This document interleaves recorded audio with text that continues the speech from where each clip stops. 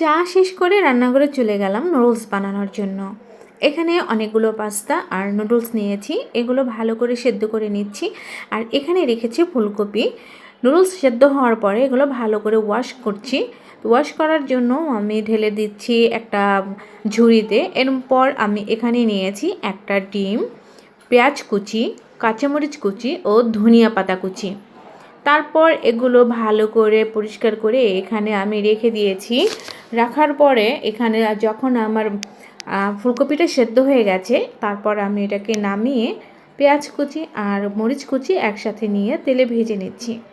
এটা একটু ভাজার পর দিয়ে দিয়েছি ফুলকপি সেদ্ধ, তার মধ্যে দিয়ে দিয়েছি মশলা এবং এর মধ্যে একটা ম্যাজিক মশলাও অ্যাড করেছি খাবারের পরিমাণটা বেশি টেস্টি হওয়ার জন্য।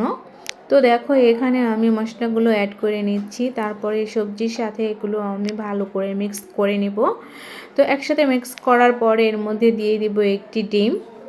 যখন কপিগুলো হয়ে এসেছে তার মধ্যে একটি ডিম দিয়ে দিয়েছি। দেখো ডিমগুলো আমি ভালো করে ফেটে নিচ্ছি, সব সবজির সাথে মিশানোর জন্য চেষ্টা করছি। তো যখন এটা মিশানো হয়ে গেছে তখন আমি এর মধ্যে দিয়ে দিব সেদ্ধ করে রাখা নুডলস। তো নুডলস দিয়ে দিয়েছি, তারপরে এটাকে আমি ভালো করে নেড়ে নিচ্ছি, মিক্স করার চেষ্টা করছি এবং মশলাগুলো একসাথে মেশানোর চেষ্টা করছি। এগুলো সব একসাথে মেশানো হয়ে গেলে কিছুক্ষণ নেড়ে চেড়ে এটা আমি নামিয়ে নিয়েছি। নামানোর পরে এই যে দেখো এখানে আমার নুডলসটা তো হয়ে গেছে। তো সবাই ভালো থেকো, আল্লাহ হাফেজ।